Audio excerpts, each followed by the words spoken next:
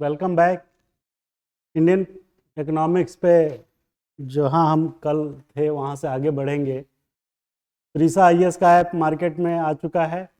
रीसा IAS नाम से है और गूगल प्ले स्टोर पे जाकर डाउनलोड करिए और उस पर तमाम फ्री की चीज़ें हैं, उसको एंजॉय करिए।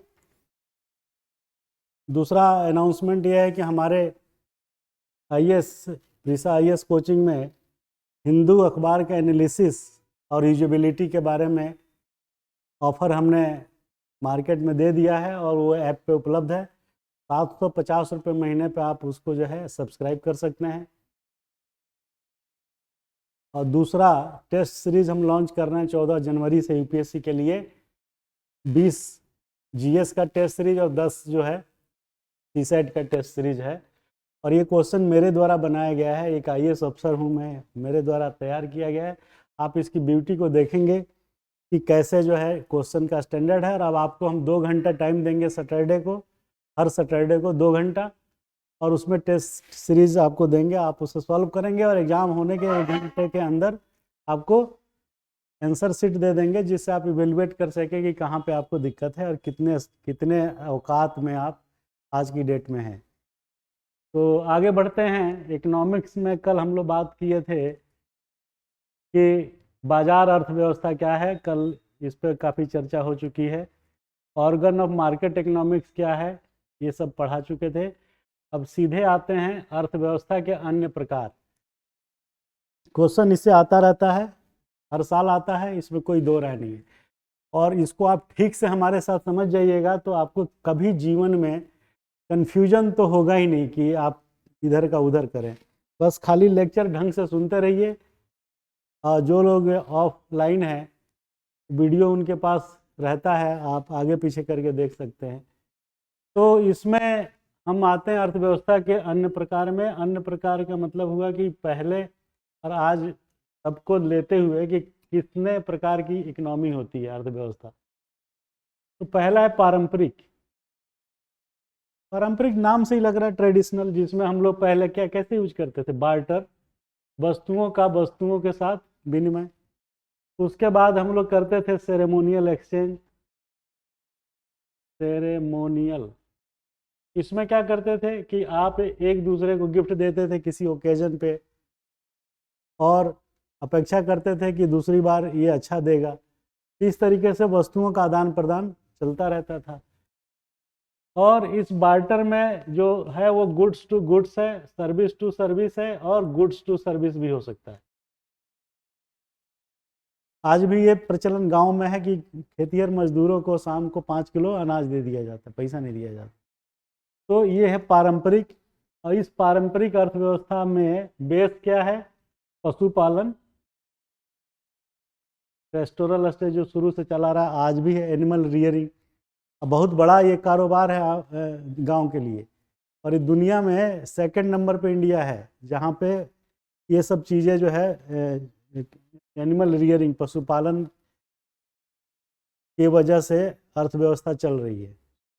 और आज की डेट में इंडिया में क्या हर जगह बढ़ रहा है, जैसे कि आपने देखा होगा तमाम जगह जो पिगरी, हैचरी, हैचरी मतलब मुर्गा मुर्गी, पिगरी मतलब सुअर, फिशरी मत्स्य, तो ये सब चीज़ें, डक पालन, ये सब पशुपालन में जो है जुड़ा हुआ है, जो कि पारंपरिक अर्थव्यवस्था का ही स्वरूप है।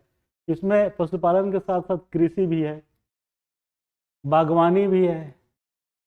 तो अगर ये क्वेश्चन पूछता है कि पारंपरिक अर्थव्यवस्था से क्या अभिप्राय है, या पारंपरिक अर्थव्यवस्था में कौन कौन सी एक्टिविटी शामिल है, प्री मेंस कहीं भी या इंटरव्यू में पूछ सकता है। इंटरव्यू में पीसीएस के यूपी में जब मैं सेलेक्ट हुआ था 97 में, तो हमसे घुसते ही पूछा था कि पशुधन क्या होता है, लाइव स्टॉक। तो हमने बताया कि पशुधन पशुओं की वो किस्में जो उसके लिए, किसान के लिए उपयोगी हो, पशुधन है। तो बोला कि जो गाय दूध देना बंद कर देती है वो पशुधन है या नहीं। तो हमने कहा कि पशुधन तब भी है। बोला आप तो कह रहे थे जो दूध देती है या जो किसी न किसी रूप में किसान को फायदा पहुंचाती है, जैसे कि बैल से खेत जोतना। तो मैंने कहा कि दूध जरूर नहीं देती, उसकी आयु पूरी हो गई है, लेकिन जिस दिन वो मरेगी वो तब भी किसान को कुछ लाभ दे के जाएगी। जैसे स्किन उसका इस्तेमाल हो जाता है। गांव में तो अभी भी फ्री में है, कुछ लोग पैसा दे के भी ले लेते हैं, कहते हैं चमड़ा दे देना हमको, ढोलक बनाएंगे। तो मरने के दिन भी वो गाय भैंस है जो भी जानवर है वो पशुधन ही रहता है, क्योंकि उसके मरने के बाद भी आपको किसान को धन की प्राप्ति उससे होती है, जो मैंने बताया। दूसरा कि आप उसके बोन्स को किसी फर्टिलाइजर कंपनी को आप सेल करते हैं, वो भी पैसा देता है, क्योंकि उसकी हड्डियों से तमाम तरीके के खाद बनते हैं, मैन्योर्स, जो कृषि में काम आते हैं। क्लियर है? तो पशुधन का मतलब जो है क्या है ये मैंने बताया। और पारंपरिक अर्थव्यवस्था का वो भी एक प्रकार है, खाली जो है बार्टर सेरेमोनियल एक्सचेंज ही नहीं, ये तो स्वरूप हो गए पशुपालन, कृषि, बागवानी, और मरने के बाद भी उसके उसके अवशेष को बेच करके धन की प्राप्ति, ये सब पारंपरिक में आ गया। तो इतनी चीज़ें आपको हमने बताई, ये आप ध्यान रखिएगा। दूसरा है इसमें कमांड। कमांड का मतलब क्या है, नाम से क्लियर है। कमांड का मतलब जिसमें सरकार के द्वारा या किसी भी रेगुलेटरी के द्वारा उसको कमांड किया जाए, कंट्रोल किया जाए। तो ऐसे में सरकार जो है कमांड कैसे करती है, मैंने पहले बता चुका हूँ। प्रशासित मूल्य, जिसमें सरकार जो है हर चीज़ को रेगुलेट करती है, कमांड करती है। जैसे पेट्रोलियम पदार्थ हो गया, जैसे तमाम दवाएं हो गई, मेडिसिन हैं तमाम, सरकार उसका रेट डिसाइड करती है, नहीं तो कई लोग मर जाएंगे। तो ये हो गया कमांड इकोनॉमी। पारंपरिक क्लियर है, कमांड क्लियर है। अब आइए मिश्रित इकोनॉमी। मिश्रित का मतलब कल भी मोटा मोटी बताए थे। मिश्रित का मतलब सीधे सीधे प्राइवेट और पब्लिक। पब्लिक में सरकार, जनता का मतलब सरकार। तो मिश्रित अर्थव्यवस्था जहाँ पे दोनों कौन, प्राइवेट सेक्टर जैसे अंबानी, अदानी, टाटा, बिरला प्राइवेट हो गए, और इनके साथ साथ सरकार की अपनी पीएसयूज, पब्लिक सेक्टर यूनिट, भेल, BHEL, BEL, SAIL, NHPC, NTPC, cotton corporation of India, power finance corporation of India, तमाम 250 थी, jute corporation of India, steel authority of India limited, ये सब जो है सब मिला के 250 के करीब थी, लेकिन अब धीरे धीरे बंद हो रही है। पता नहीं आज की डेट में कितनी बची है, वो जानना ज़्यादा जरूरी नहीं है। तो मिश्रित में प्राइवेट सेक्टर प्लस सरकार के द्वारा चलाए जाने वाले पब्लिक सेक्टर यूनिट। अगर ये सेंट्रल से चल रही है तो सीपीएसयू, और स्टेट राज्य सरकार की अलग अलग होती है तो हो जाएगा एसपीएसयू। तो आप मिश्रित का मतलब समझ गए। इस पे क्वेश्चन कैसे बनता है, पीछे जो मैंने देखा है क्वेश्चन आया हुआ है, वो बोलता है कि व्यक्तिनिष्ठ अर्थव्यवस्था से समष्टिवाद की तरफ, समष्टिवादी अर्थव्यवस्था किस तरीके से संक्रमण काल से गुजरते हुए मिश्रित अर्थव्यवस्था को परिपोषित करती है। तो सरकार की ये ड्यूटी है कि अपने कंट्रोल में भी कुछ रखे और कुछ प्राइवेट सेक्टर में भी रखे। और पीएसयू सेंट्रल क्यों रखे, क्योंकि तमाम चीज़ें हैं देश में, ध्यान से समझिएगा, जहाँ पे आपकी नज़र नहीं पहुँचती है, तमाम एक्टिविटीज़ है देश में जहाँ पे आपको जो है सरकारी उपक्रमों की ज़रूरत है, नहीं तो देश की अखंडता, संप्रभुता पे खतरा पैदा हो सकता है। जैसे इंडियन ऑर्डिनेंस फैक्ट्री, कौन बनाएगा गोला बारूद, मिसाइल टैंक? प्राइवेट के हाथों में सब दे दीजिएगा तो प्राइवेट वाले को जहाँ प्रॉफिट होगा वहीं ना बनाएगा। और ये डिफेंस का कौन बनाएगा? इंडियन ऑर्डिनेंस फैक्ट्री तो ये रहेगी हमेशा, समझ रहे हैं ना। विदेश संचार निगम लिमिटेड, विदेश का मतलब इंडिया ही है ये। अगर ये नहीं रहेगी तो पूरा आईटी सेक्टर को कौन प्रमोट करेगा, कौन जाल बिछाएगा फाइबर का, केबल का, ऑप्टिकल फाइबर केबल, ओएफसी नाम सुने होंगे आप लोग। ऑप्टिकल फाइबर केबल क्या होता है? ये ग्लास, कांच का एक तार होता है शीशे का, जिसके अंदर होल होता है, और उसके वजह से वो टोटल इंटरनल रिफ्लेक्शन, पूर्ण आंतरिक परावर्तन के सिद्धांत पर काम करता है। और उसकी मोटाई आपके बाल के एक बाल के बराबर होती है और ग्लास का बना होता है। एक क्वेश्चन ये भी आया था। तो ऑप्टिकल फाइबर केबल क्या है? आप 4 चीज़ ध्यान रखिएगा। एक तो कांच का बना है, ग्लास का। दूसरा हॉलो होता है। तीसरी इसकी मोटाई बाल के बराबर होती है। और चौथी ये प्रकाश के पूर्ण आंतरिक परावर्तन पे काम करता है। इतना अगर आप जान गए, क्योंकि OFC लेइंग हर जगह चल रही है इंटरनेट चलाने के लिए। जो ये वाला लगाया था वो कह नहीं रहा था ये फाइबर नहीं है। फाइबर क्या है? Optical fibre. फाइबर फाइबर करता रहता है सब, ऑप्टिकल फाइबर है वो, जो ये चीज़ होती है उसमें। तो इंटरनेट और मोबाइल जो चलाते हैं आप रात दिन, वो उसी OFC से चलती है, उसी से वो ट्रांसमिट करता है एनर्जी। क्लियर है? के बीच में ध्यान आ गया OFC पढ़ते पढ़ते कुछ और। तो ये मिश्रित में PSUs और प्राइवेट क्यों जरूरी है वो मैंने बताया। ये क्वेश्चन बनता है कि संपूर्णतः निजी हाथों में उपक्रमों को देना भारत की सामरिक व्यवस्था को चुनौती देता है। वो बनाएगा नहीं, आप ऑर्डर दीजिएगा कुछ बनाएगा कुछ। तो BSNL, defence ordnance factory, DRDO, ये सब चीज़ें साइंस एंड टेक्नोलॉजी और डिफेंस इक्विपमेंट के लिए भारत सरकार की मजबूरी है कि वो अपने हाथों में कमांड रखे और अपने प्रोडक्शन यूनिट को बनाए रखे। क्लियर है? आगे चलिए। बाजार आप समझते ही हैं, कई बार बता चुके हैं। अब बाजार में एक फ्री मार्केट है, मुक्त बाजार, फ्री है एकदम, कोई बंधन नहीं, किसी से कोई लेना देना नहीं। आओ फ्री मार्केट। कोचिंग क्या है? फ्री मार्केट है। आप 999 में पढ़ाइए या 9,99,000 में पढ़ाइए, आप तय करिए कितने में पढ़ाइएगा। तो वो जो है फ्री मार्केट है। फ्री मार्केट का मतलब ये होता है, ये क्वेश्चन आता है भैया, मुक्त बाजार अर्थव्यवस्था से आप क्या समझते हैं? अब वो कह देगा मुक्त बाजार अर्थव्यवस्था, फ्री मार्केट इकोनॉमी। अब आप सोचेंगे ये क्या चीज़ होती है? तो फ्री मार्केट का मतलब जहाँ पे कोई रेगुलेशन सरकार का नहीं है। कोचिंग वाला कितना फीस लेगा ये सरकार नहीं तय करेगी, और कोचिंग वाले पे कितना कर लगेगा ये सरकार तय करेगी। ठीक है? उसके बाद क्वालिटी, कोटा, टैरिफ, ये सारी चीज़ें सरकार के द्वारा रेगुलेट नहीं होती है।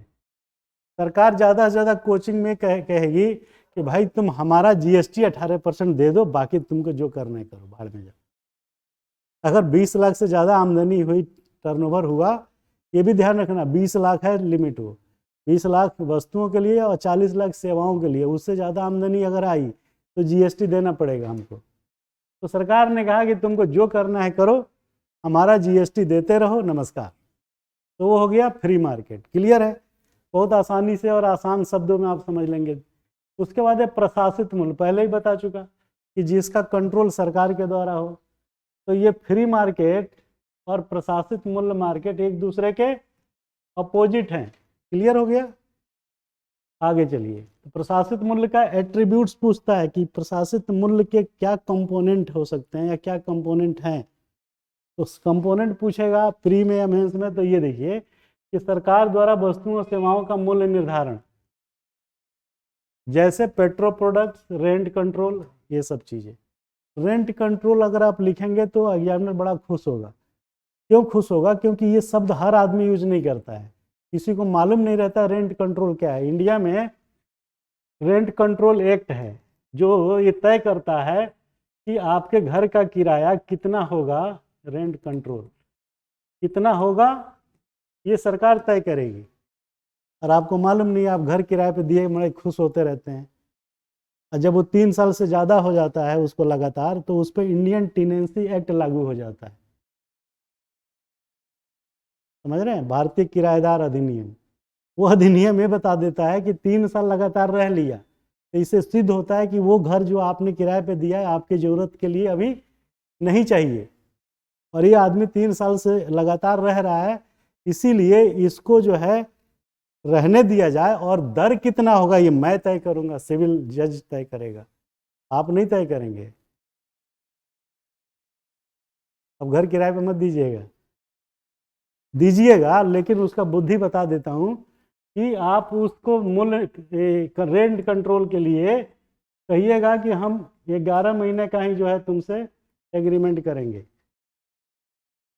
3 साल का मत कर दीजिएगा। और तुमको जो है घर लीज पे नहीं दे करके लाइसेंस पे देंगे, जिससे आप उस रेंट कंट्रोल एक्ट से बाहर हो जाइए। चलिए, एक नई चीज़ आपको जानने को मिल गई जो प्रैक्टिकल है। तब उस पर रेंट कंट्रोल लागू नहीं होगा, क्योंकि 3 साल कभी लगातार पूरा होगा ही नहीं, ठीक है ना। तो रेंट कंट्रोल बहुत कम लोग यूज करेंगे प्रशासित मूल्य व्यवस्था में। सब पेट्रोल डीजल मार बोलते रहेंगे, लेकिन रेंट कंट्रोल उनको पता ही नहीं है कि क्या होता है। आगे चलिए। और इस एडमिनिस्ट्रेड प्राइस का ऑब्जेक्टिव क्या है, ये मैंने आपको यहाँ बताया है कि इसका जो है महत्व क्या है। ऑब्जेक्टिव क्या है? ऑब्जेक्टिव सीधा सीधा है प्रशासित मूल्य का कमजोर वर्गों के हितों का संपोषण। अब हितों का संपोषण कैसे होगा? क्योंकि जब उसके लिए जरूरत की चीजें सही दर पे मिले और सरकार के द्वारा निर्धारित रेट पे मिले, तभी ना उसका हित संपोषण होगा। उसे पता है कि बाजार में हम शाम को जाएं चाहे सुबह जाएं, पेट्रोल 100 रुपये है तो 100 रुपये मिलेगा। और उसको पता है कि कोई ओपन मार्केट की चीज़ जैसे सब्जी ले लीजिए, नमक ले लीजिए, नमक भी उसी तरीके से कंट्रोल में एडमिनिस्ट्रेड प्राइस में आता है। तो पता चला कि वो मार्केट गया खरीदने टमाटर, कल तो 20 रुपये था, आज 100 रुपये हो गया, कोई कंट्रोल नहीं है। तो एडमिनिस्ट्रेड प्राइस का पर्पस क्या होता है कि कमजोर वर्ग के हितों का संपोषण। और इसी का कल जो हम बात कर रहे थे कि समावेशी विकास, ये यहाँ पे क्वेश्चन बन गया कि समावेशी विकास के लिए एडमिनिस्ट्रेड प्राइस,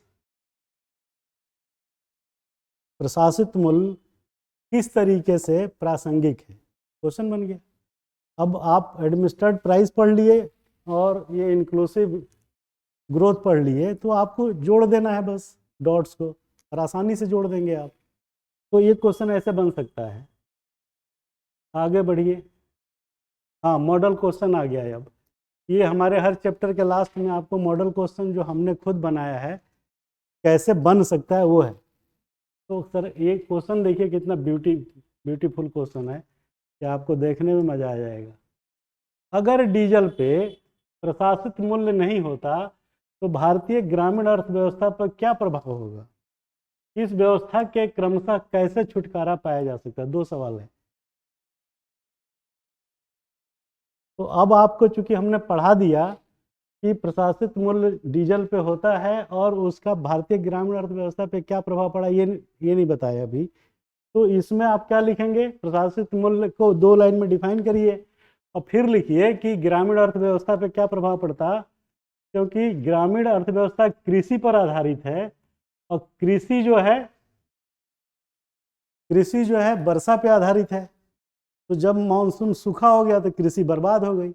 यही होता है ना, ये बहुत पुराना कंसेप्ट चला आ रहा है कि सूखा पड़ जाता है क्योंकि क्लाइमेट चेंज हो जाता है, कभी बारिश कम होती है, कभी ज़्यादा हो जाती है, तब बाढ़ आके दह जाता है, और कम होती है तब सूखा की वजह से फसलें खराब होती है। यही है ना।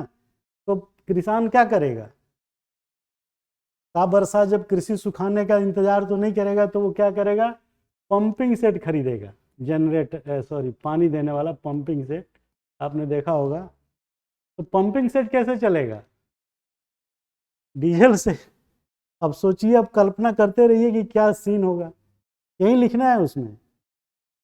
तो जब डीजल पे प्रशासित मूल्य नहीं होता तो कृषि के क्षेत्र में जहां 90 करोड़ लोग कृषि से जुड़े हैं देश में, सोचिए इतना बड़ा 70-80%, तो वहाँ पे किसानों की कृषि व्यवस्था जो चरमराएगी, क्योंकि सिंचाई के लिए पंपिंग सेट में डीजल का मूल्य बढ़ जाने की वजह से कृषि की लागत मूल्य कई गुना बढ़ जाएगी।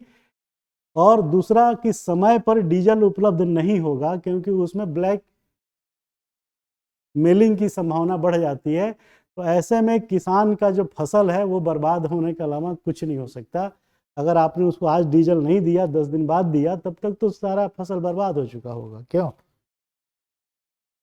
तो आपको ऐसे डॉट्स को कनेक्ट करना पड़ेगा। दूसरा, कृषि के साथ साथ भारतीय ग्रामीण अर्थव्यवस्था पे क्या प्रभाव पड़ता? खेतों की जुताई के लिए ट्रैक्टर चाहिए, ट्रैक्टर में डीजल चाहिए,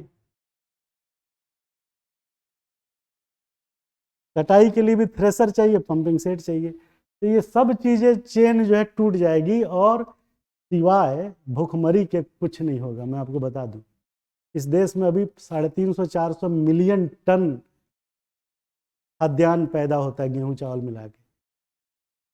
हम लोग को जितना चाहिए उससे ज़्यादा होता है। कल्पना करिए कि अगर ये आप हटा दीजिए तो ये 350 मिलियन टन 150 मिलियन टन पे आ जाएगा। क्यों? क्योंकि इंडिया में 97% जो जोत है, फील्ड है, वो सब छोटे छोटे हैं। मुश्किल से जो सबसे बड़ा जोत है वो 1.75 हेक्टेयर है, मतलब 2.5-2.25 4 एकड़ से ज़्यादा का जोत नहीं है। 4 एकड़ कुछ नहीं होता है। राइट्स का ऑफिस जो है वो 2 एकड़ में है, सोच लीजिए। ये चीज़ मैं आपको ब्रेन स्टॉर्मिंग करा रहा हूँ कि आप कल्पना करें और वो आंसर में लिखें कि साहब बात तो सही है, मैक्सिमम जोत 4 एकड़ का है, छोटे छोटे किसान हैं। जब उनको खेत की जुताई के लिए नहीं मिलेगा, जोत भी लिए तो उनको डीजल नहीं देंगे पानी पटाने के लिए, और तीसरा जो आपने सही बोला कि थ्रेसिंग के लिए, तो कैसे होगा? और ये सारा काम कैसे होता है? टाइम बाउंड मैनर पे होता है। अगर आपने 10 दिन भी लेट कर दिया तो गेहूं की फसल जो कटनी चाहिए आज, या धान की, 10 दिन लेट कर दिया तो गया। आपने काट के रख दिया खलिहान में, थ्रेसिंग नहीं हुआ, बारिश हुई, खत्म। ये सब पेरिसेबल आइटम है भाई। अब बीपीएससी की तैयारी तुम्हारी पक्की हो जाएगी। ऐसे लिखना है, ऐसे, ऐसे नहीं, ऐसे लिखना है, लाइक दिस, कि क्या प्रभाव होगा। आप बिल्कुल देसी बात लिखिए कि पहला तो जुताई में खत्म, डीजल नहीं मिलेगा, ट्रैक्टर से खत्म। उसके बाद अगर जुताई कहीं से करा भी लिया बैल वैल से, तो पानी नहीं मिलेगा टाइम पे, तब खत्म सिंचाई के लिए। अब तीसरा, कटाई के लिए, अब कटाई बाई थ्रेसिंग, तब भी बर्बाद। तो अब आप इसका इम्पोर्टेंस समझिए कि क्या होगा, क्या प्रभाव होगा, बता दिया। आगे चलिए। ये कह रहा है कि इस व्यवस्था के क्रमशः कैसे छुटकारा पाया जा सकता है। क्रमशः, ध्यान दीजिए, इसमें लिखा है क्रमशः। ये नहीं बोल रहा है कि क्वेश्चन के अचानक से बंद कर दीजिए, कह रहा है क्रमशः। तो क्रमशः कैसे ठीक करेंगे भाई? ठीक तो करना चाहिए, समस्या है। तो उसके लिए क्रमशः कैसे छुटकारा पाया जा सकता है? जब पहला, लैंड कंसोलिडेशन एक्ट जो देश में है, भूमि चकबंदी अधिनियम, वो 4-5 स्टेट को छोड़ दीजिए तो कहीं लागू नहीं है। तो आपको, सरकार को भूमि चकबंदी अधिनियम लागू करना पड़ेगा, जिसके तहत हर आदमी का जो टुकड़े टुकड़े में खेत है वो बड़े बड़े चक में आ जाए, एक जगह हो जाए। पहला सुधार करना पड़ेगा। और दूसरा सुधार, ये जब ये पहला सुधार हो जाएगा तो दूसरा सुधार, कृषि को पशुपालन के साथ जोड़ना होगा, जिससे उसकी इनकम बढ़े। और कैसे आप जोड़ेंगे वो तरीका मैं बता रहा हूँ कि आप उसको कॉम्प्लेक्स, जटिल अर्थव्यवस्था की तरफ कैसे धकेलेंगे। तो उसके जमीन पे, खेत में तालाब बनवा दीजिए। तभी ना बीपीएससी के चेयरमैन कहेगा कि अरे वाह क्या दिमाग लगाया इसने। ये किताब में कहीं नहीं मिलेगा आपको, प्रैक्टिकल चीज़ है। तो आप तालाब बना दीजिए, कि तालाब में मछली पालन कराइए, मछली डलवा दीजिए, एक आमदनी का स्रोत ये हो गया। और मछली डालने के बाद इसके ऊपर 6 फीट का जाल लगवा दीजिए, नेट। क्लियर है? और उस नेट के ऊपर इतना मजबूत लगवाइए कि उस पर डक और हैन, मुर्गी और बत्तख पालन आज होने लगे। नीचे फिश पॉन्ड में, इसके ऊपर नेट, और नेट के ऊपर मुर्गा मुर्गी बतख ये पालिए। क्लियर है? ये ऑलरेडी हो रहा है देश में, साउथ में। हम कोई नई चीज़ नहीं बता रहे, हम देख के आए हैं। इंडिया का सबसे बड़ा मछली पालन जो होता है वो कहाँ था? तेलंगाना में कोई जगह थी ना, जहाँ गए थे, ध्यान नहीं आ रहा मुझे। तो ये स्कीम कैसे काम करेगी? फीडिंग कराइए आप किसको? मुर्गा मुर्गी को। ये इनके लिए दाना दे दीजिए। वो दाना खाने के बाद जो बीट करेगी, बीट समझ रहे हैं ना, जो शौच उसका यूरिन या उसका स्टूल जो भी होगा वो कहाँ जाएगा? कहाँ जाएगा? तालाब में जाएगा। Very good. और जब तालाब में जाएगा तो मछलियों को नेचुरल ऑर्गेनिक फीड मिलेगा। मिला ना? तो कितने लाभ हुए फ्री में? मछली पल गई, मुर्गा मुर्गी पल गया, और नेट लगाने की वजह से कोई डेंजरस, कोई जहर भी नहीं फेंक पाएगा। फीड किसको कराया? खाली मुर्गी को। तो आप बताइए कि इस तरीके से व्यापार चक्र, कृषि व्यापार चक्र जो है आपका मजबूत होगा, और उतनी ही जमीन से किसान को 3 तरीके की आमदनी होगी। मेड़ जो है, बाउंड्री जो तालाब का, पोखरा का, उस पर वृक्षारोपण, वो भी बताना भूल गए। मेड़ पे वृक्षारोपण हो जाएगा, नीचे मछली 2, तीसरा उस पर मुर्गा मुर्गी। तो उतनी जमीन से 3। और इसमें पानी की कितनी ज़रूरत है?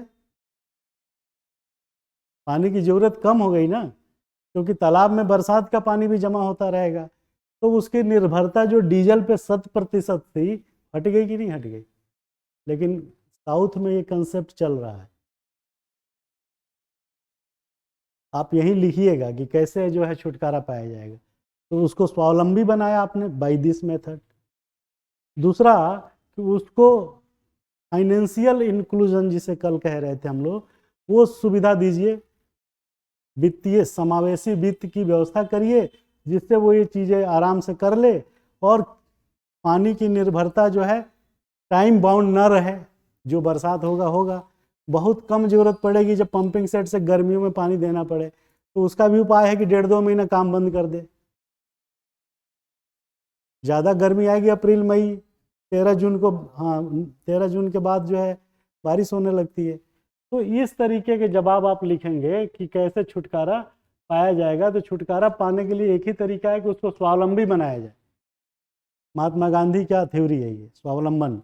उस स्वावलंबन को कैसे बनाएंगे ये मैंने बताया। क्लियर है?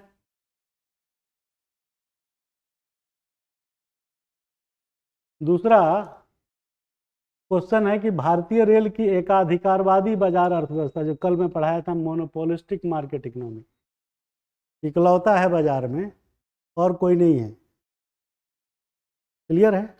ओलिगोपोलिक नहीं है ये, उसमें थोड़े लोग होते हैं। तो मोनोपोलिस्टिक जो है अर्थव्यवस्था भारतीय रेल के साथ जुड़ी हुई है।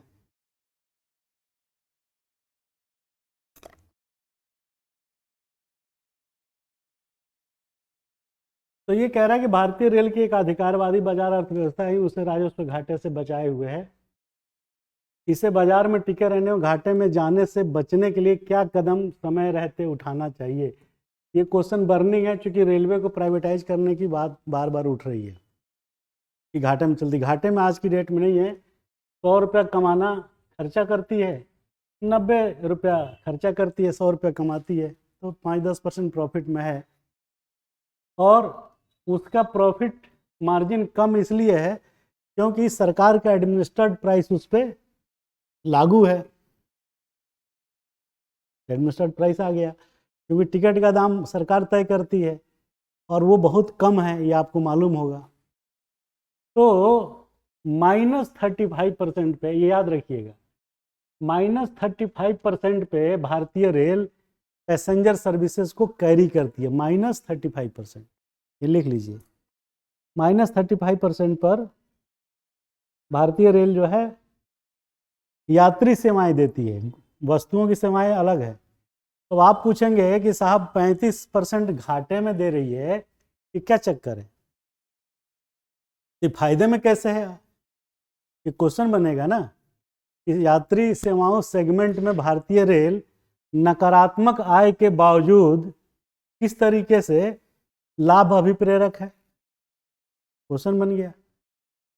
और आपने पढ़ा था कहीं कि 35% घाटे पे टिकट मिलता है, जो टिकट आप 100 रुपये में खरीदते हैं वो 135 रुपये का होता है। सिर्फ और सिर्फ आपकी जानकारी के लिए बता दूं कि थर्ड एसी का जो किराया हम लोग लेते हैं उसी में 2% की बचत है, बाकी सब -35%। रेलवे की आमदनी 1.5 लाख करोड़ है, 1.5 लाख करोड़ में मोटा मोटी 100 करोड़ 50 करोड़ यात्री सेवाएं से हैं, पैसेंजर सर्विसेज से। तो घाटे में तो हो गई, तो उसको राजस्व घाटे से बचाए हुए है एकाधिकार बाजार अर्थव्यवस्था। तो हम तो बोल रहे हैं कि -35% पे है, फिर भी राजस्व घाटे से कैसे बचाए हुए हैं, इसलिए बचाए हुए हैं क्योंकि जहां आप -35% देते हैं उस -35% को कहां से लेते हैं, गुड्स से। और गुड्स में क्या करते हैं कि इसमें कमोडिटी वाइज रेट होता है, कोयला ये रेट, सीमेंट का ये रेट, फूड ग्रेन ये रेट, आयरन और ये रेट, अलग अलग रेट है। साल्ट का सबसे कम है, नमक, बल्कि माइनस में ना हो। तो हम ये पेट्रो प्रोडक्ट्स है, तो इस पे हम लोग जो है ज़्यादा लाभ लेते हैं। 100 की जगह 120, 175, 200, मैक्सिमम 250 तक है। तो इसकी पूर्ति वहाँ से करते हैं। क्लियर हो गया। इसी पे एक टर्म आ गया, what is cross subsidisation. Term लिख लीजिए, क्रॉस सब्सिडाइजेशन। तो भारतीय रेल को राजस्व वित्तीय घाटे से बचाने के लिए क्रॉस सब्सिडाइजेशन की नीति कारगर है। अभी क्वेश्चन तो बड़ा सुंदर लग रहा है, लेकिन अगर आपको कोई इस टाइप से बताया हो तब ना डॉट कनेक्ट करिएगा। तो क्रॉस सब्सिडी बचाए हुए, क्योंकि यात्री सेवाओं की प्राइसिंग जो है, जो किराया है, उसकी क्षतिपूर्ति माल भाड़े के किराए से कर ली जाती है, इसलिए प्रॉफिट में आ जाती है। और 2/3 आमदनी गुड्स से है, 1/3 पैसेंजर सर्विस है। ये क्वेश्चन बन गया, ठीक से समझते जाइएगा। तो एकाधिकारवादी बाजार अर्थव्यवस्था ही बचाए हुए का मतलब ये हो गया कि कोई और होता तो मोनोपोली टूट जाती, मोनोपोली टूट जाती तो घाटे में आ जाती। नहीं, घाटे में तब भी नहीं आएगी, क्योंकि गुड्स उसका बहुत बड़ा सेगमेंट है। और लेकिन ये कह रहा है कि उसे एकाधिकारवादी बाजार अर्थव्यवस्था ही बचाए हुए, क्योंकि बाकी कंपटीटर नहीं है। ये गलत बात है, क्योंकि कंपटीटर होते तब भी इस रेट पे वो ऑपरेट नहीं कर पाते। ध्यान देना मेरी बात पे। ये जो सेंटेंस लिखा है एकाधिकारवादी उससे राजस्व घाटे से बचाए हुए, ये पूर्णतः सत्य नहीं है, आंशिक सत्य है। क्योंकि कंपटीशन जब आएगा तो हम भी तो किराया बढ़ा देंगे, -35 थोड़ा नहीं रखेंगे, 100 रुपये की जगह पे 200 रुपये चार्ज कर देंगे। ठीक है। ये जो लखनऊ से पहली सर्विस जो प्राइवेट ट्रेन की चली थी, उसमें इंडियन रेलवे का जो पहले का किराया से 3 गुना किराया उसने कर दिया प्राइवेट वाले ने, तब भी लोग जाते थे। इसे बाजार में टिके रहने और घाटे से बचने के लिए क्या कदम उठाए जाने चाहिए? तो घाटे में जाने से बचे रहने के लिए सबसे पहला जो है क्रॉस सब्सिडाइजेशन की जो पॉलिसी है वो सरकार मुक्त अर्थव्यवस्था पे छोड़ दे, काहे एडमिनिस्ट्रेटेड प्राइस में रखे हुए है। तो पहला रणनीति ये होगा कि आप जो है फ्री हो जाइए सरकारी बंधन से, और घाटे से बचने के लिए आप रेशनलाइज रूट करिए। रेशनलाइज रूट एक टर्म आता है जिसका मतलब ये होता है कि ए से बी जाने के लिए अगर 10 घंटे लगते हैं ये एक्स रूट से, और ए से बी जाने के लिए वाई रूट से अगर 15 मिनट लगते हैं, और इसमें कंजेशन कम है, फर्राटेदार गाड़ी जाएगी, इसमें रुक रुक के जाएगी, जो गूगल आपको दिखाता रहता है, आप रोज देखते होंगे। तो वो जो सजेस्ट करता है वो है रेशनलाइज रूट।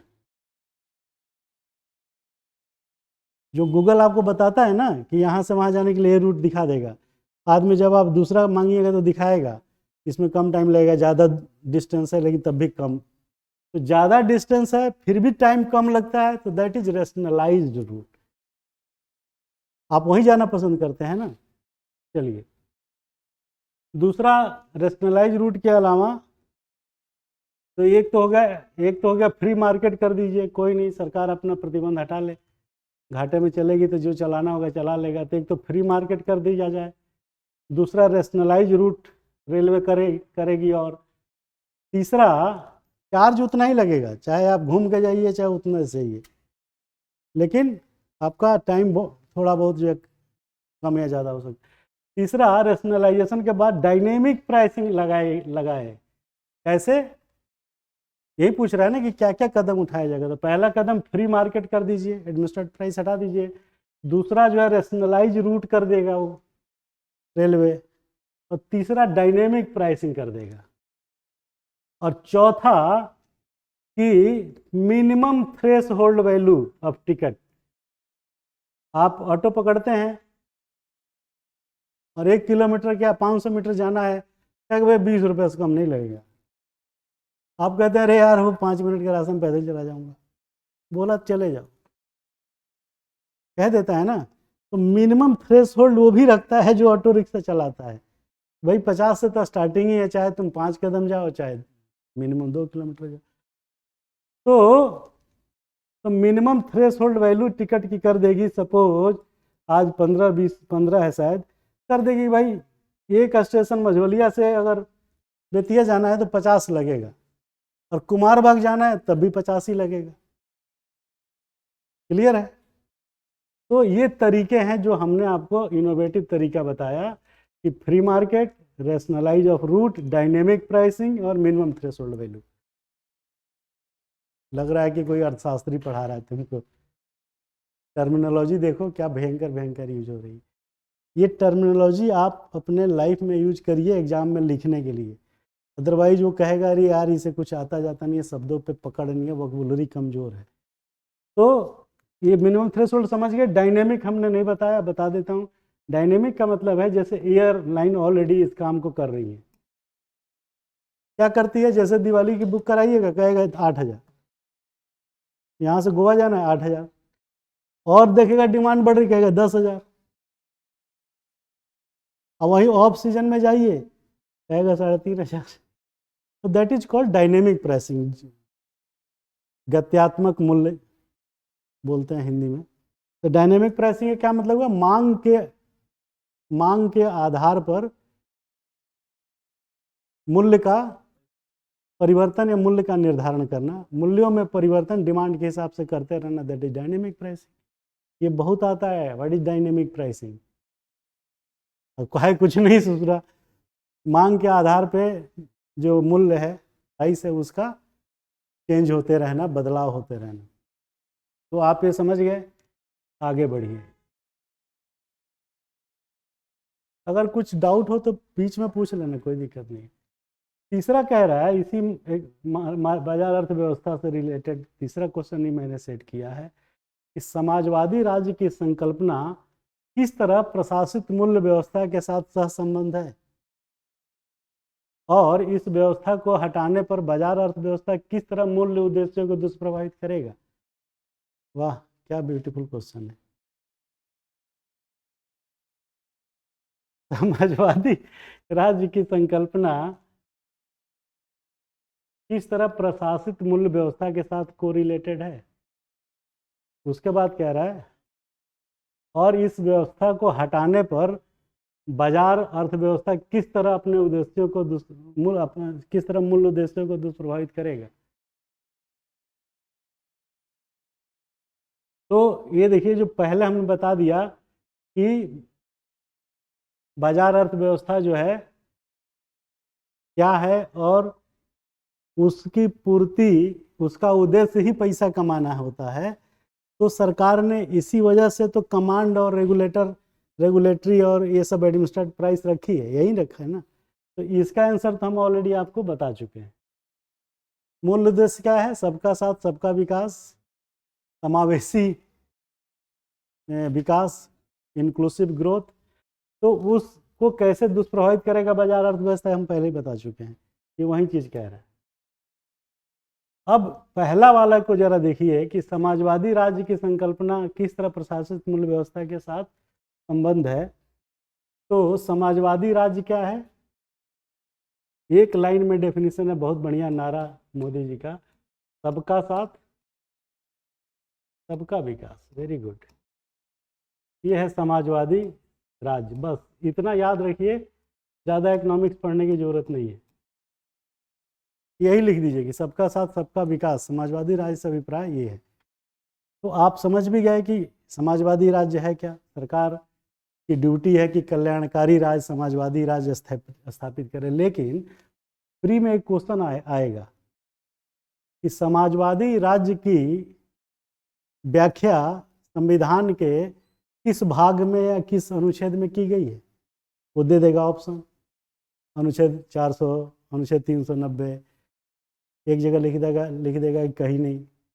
तो जो कहीं नहीं है वही आंसर है, क्योंकि समाजवाद की और पंथ निरपेक्ष जोड़ा जरूर गया था 42वें संशोधन से, लेकिन उसकी व्याख्या कहीं संविधान में इंदिरा गांधी जी के ज़माने में नहीं किया गया, क्योंकि जैसी ज़रूरत हो वैसा उसको इंटरप्रेट कर लीजिए, इसीलिए वो कुछ बदनीयती से छोड़ दिया गया था। है तो समाजवादी राज्य क्या है समझ गए। अब प्रशासित मूल्य क्या है ये आप समझ गए। तो इन दोनों को जोड़ना ही तो है आपको। इंक्लूसिव ग्रोथ पाने के लिए एडमिनिस्ट्रेटेड प्राइस क्यों जरूरी है, पीछे हमने तमाम भाषण दे दिए, तो क्यों जरूरी है आप समझ गए। क्योंकि बाजार के आधार पर टिकेगा नहीं, उसको टाइम पे खाद बीज पानी ये जो बातें बताए थे वही सब चीज़ें लिख दीजिए। 150 शब्द का आएगा ज़्यादा से ज़्यादा।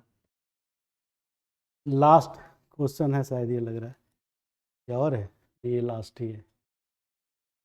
ये कह रहा है कि क्या हिंदू विकास दर, आप लोगों ने नाम पता नहीं सुना है कि नहीं सुना है, सुनने की क्या जरूरत है, खाली हिंदू मुस्लिम सुनते रहिए हिंदू विकास दर नहीं सुनेंगे, और हिंदू हिंदू हिंदू राष्ट्र हिंदू समाज ये सब सुनते रहेंगे। तो हिंदू विकास दर क्या है, ये सरकारी टर्म है, मेरा अपना बनाया हुआ टर्म भी नहीं है।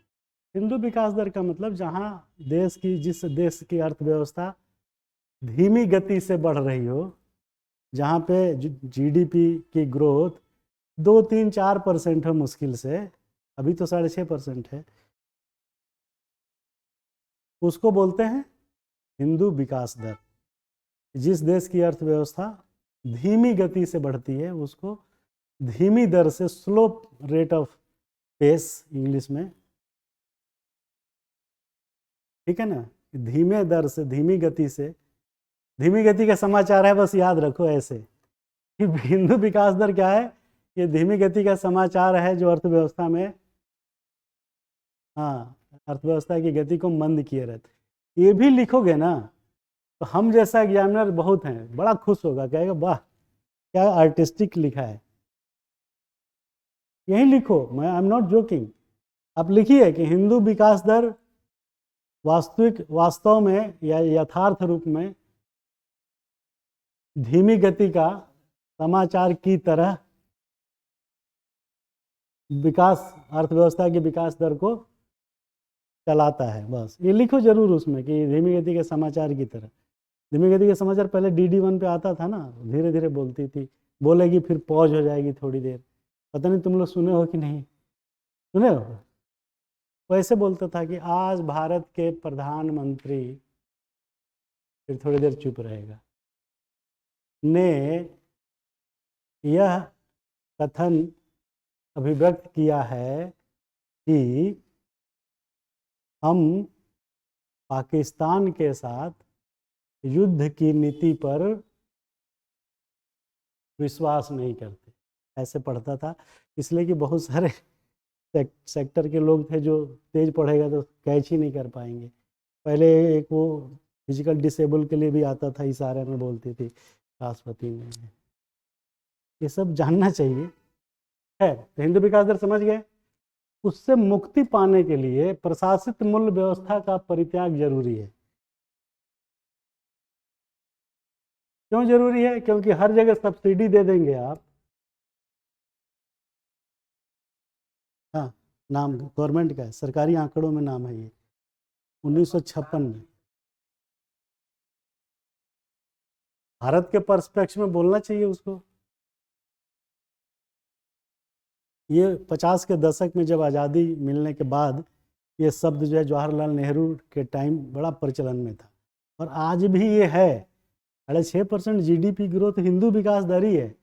8, 9, 10, 12% पे जब जाइएगा तब आप कहिएगा कि गैर हिंदू विकास दर है। ये सरकारी टर्म है, मेरा नहीं है। मैं अपना टर्म बना भी नहीं सकता, बना तो दूंगा लेकिन वो क्वेश्चन में नहीं आएगा, क्योंकि क्वेश्चन तो जो भी सेटर है उस टर्मिनोलॉजी को यूज करेगा जो कहीं ना कहीं शासकीय नीति में आया है। अब जैसे इन्होंने बोला पाकिस्तान विकास दर, तो मेरा अपना हो जाएगा, तो क्वेश्चन सही नहीं हुआ। आप कहेंगे अरे साहब पाकिस्तान विकास दर होता क्या, आप बताइए कहाँ लिखा है ना। तो वो आदमी फंस जाएगा ना कि भाई कहाँ लिखा है, कैसे लिखा है। तो ये होगा कि आप अपना व्यक्तिनिष्ठ अप्रोच ही खाली पढ़ाने में लगाते हैं, तो वो मज़ा ख़त्म हो जाएगा पढ़ाई का। तो ये इसलिए ये जितने टर्मिनोलॉजी जो आप देख रहे हैं कहीं भी, वो सारी टर्मिनोलॉजी सरकार की है, मेरी एक भी नहीं है। हम तो सिर्फ उस डॉट्स को कनेक्ट कर रहे हैं, समझ गए ना। रेंट कंट्रोल सरकार का है, पेट्रो प्रोडक्ट्स वर्ड सरकार का है, प्रशासित अनरेगुलेटेड फ्री ये सब सरकार का, रेगुलेट नहीं, हर शब्द जो है सरकार का। इसमें मेरा अपना व्यक्तिगत कुछ नहीं है, सिर्फ हम उन डॉट को कनेक्ट करते हैं और क्वेश्चन बनाते हैं कि कैसे पूछा जाएगा और आप क्या आंसर लिखेंगे। अब आपको आंसर लिखने में हम बोलते हैं कि अपना टर्म यूज करो। अब वो चाहता यही है कि तुमने क्या सोचा ये बताओ, वो आप अपना टर्म यूज करिए। जैसा आपने कहा पाकिस्तान विकास दर, तो आप कह सकते हैं कि भारत की तुलना में पाकिस्तान में तो हिंदू विकास दर और क्षीण है। तो खुश होगा, वो कहेगा अच्छा लिखा है, क्योंकि वो आपके थॉट प्रोसेस इंडिविजुअल को चेक कर रहा है ना। वहाँ आप लिखिए, लेकिन क्वेश्चन सेटर जो है अपनी मर्जी से इंक्लूसिव ग्रोथ नहीं लिखेगा, फाइनेंशियल इंक्लूजन नहीं लिखेगा। वो सरकार के बजट में वो शब्द यूज करते हैं हम लोग। बजट बनता है, जब पढ़ाएंगे तो बताएंगे कैसे बनता है बजट, इस हम लोग का क्या रोल रहता है ब्यूरोक्रेसी का, वो सब चीज़ें उसमें वो हम लोग टर्म वहाँ बना लेते हैं और उस टर्म को बजट में डाल देते हैं, तो सरकारी हो गई ना। है तो मुक्ति पाने के लिए विकास प्रशासित मूल्य का त्याग जरूरी है। क्यों जरूरी है? कि उससे जो है समाज बाजार में फ्री मार्केट हो जाएगा, कंट्रोल मैकेनिज्म खत्म हो जाएगा। तो जब अभी तक हम जो किसानों को कहते हैं कि पैरासाइटिक रूप में काम कर रहे हैं, क्योंकि इसलिए कर रहे हैं कि अभी वो सबल नहीं है, अभी दुर्बल है, तो हम उस चीज़ की उस अवस्था को जब लाएंगे, जब वो सबल हो जाएगा, तब एडमिनिस्ट्रेटिव प्राइस हटेगा और फिर विकास दर तेज होगी। ये सब डॉट्स बन गए। तो विकास दर से मुक्ति पाने के लिए प्रशासित मूल्य व्यवस्था का परित्याग आवश्यक है, जिससे ग्रोथ बढ़े, क्योंकि ये ऑलरेडी सब्सिडाइज्ड है। तो अगर इसी पर टिके रहेंगे जीवन भर, तब ये जो है बढ़ेगा ही नहीं, ज़्यादा 6-7% घूमता रहेगा ज़्यादा से ज़्यादा। लेकिन हिंदू विकास दर को 4-5% से ऊपर नहीं माना जाता है। तो आज ये भी कह सकते हैं कि 6.5% इज नॉट हिंदू विकास दर, इट इज़ ए राष्ट्रीय विकास दर। कुछ नाम क्या ऐसा करना भारतीय अर्थव्यवस्था तो उपयुक्त परिलक्षित होता है? आज की डेट में तो नहीं होगा जितनी बात हम लोगों ने की है, लेकिन आगे जरूर होगा। ये संभावनाओं पर आधारित है और आप इसको कैसे कनेक्ट करेंगे ये मैंने बताया। और इसको करना अर्थव्यवस्था के लिए उपयुक्त परिलक्षित इसलिए होगा क्योंकि किसान की आय जब बढ़ेगी, व्यक्ति की आय जब बढ़ेगी तो वो टैक्स देगा। तो व्यक्ति ही तो कमा के दे रहा है सरकार को, तो सरकार की जो है आय बढ़ेगी और जीडीपी प्रोडक्शन बढ़ेगा, एग्रीकल्चर इंडस्ट्रियल यूनिट लगेगी, उसमें लोगों को काम मिलेगा, वहाँ से पैसा मिलेगा, सब एक दूसरे से ओवरलैप है। तो आप डॉट्स को कनेक्ट कैसे करेंगे ये हमने बताया, और क्वेश्चन कैसे बनेगा और आप क्वेश्चन में का आंसर कैसे लिखेंगे वो हमने पॉइंट बताया। वर्ड का ध्यान रखिए। तो आज इस चैप्टर को यहीं पे ख़त्म करते हैं और अगला चैप्टर जो है कल शुरू करेंगे, आर्थिक सामाजिक विकास, नियोजन, गतिशीलता एवं रोजगार। ये सिलेबस में ऐसे ही लिखा हुआ है। तो थैंक यू वेरी मच। इस उम्मीद और अपेक्षा के साथ कि प्रीसा IAS का ऐप गूगल प्ले स्टोर से आप डाउनलोड करें और हमारी फ्री सर्विसेज उस पर तमाम है, उसका उपयोग करें और 999 रुपये पेड सर्विस दे करके IAS-PCS की इंटीग्रेटेड कोचिंग साल भर की प्री मेंस इंटरव्यू की तैयारी के लिए हमारे साथ जुड़ें। ये हमारी अपेक्षा है, ये मेरी सलाह है और मेरा जो है यही मानना है कि तभी आप सफल होंगे, क्योंकि चीज़ों को जानना ज़रूरी है और जानने के साथ साथ उसका इस्तेमाल करना उतना ही ज़रूरी है। तो विदा लेते हैं इस उम्मीद के साथ कि आप जितना जल्दी हो सकता है आप ऐप डाउनलोड करके हमारे साथ जुड़ें और अपना कैरियर को उज्जवल बनाएं। Thank you very much. नमस्कार, जय हिंद, जय भारत।